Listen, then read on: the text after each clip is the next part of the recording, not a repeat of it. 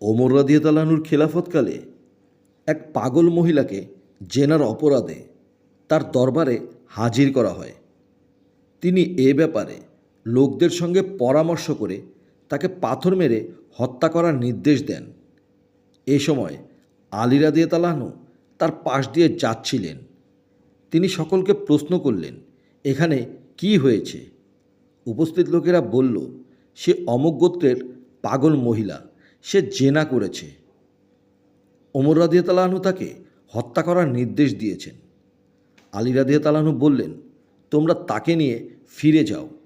তারপর তিনি ওমরের নিকট এসে বললেন, হে আমিনুল মুমিনিন, আপনি কি জানেন না 3 ধরনের লোকের উপর হতে কলম উঠিয়ে নেওয়া হয়েছে? 1, পাগল যতক্ষণ না সুস্থ হয়। 2, ঘুমন্ত ব্যক্তি যতক্ষণ না জাগ্রত হয়। 3, নাবালেগ শিশু যতক্ষণ না বালেগ হয়।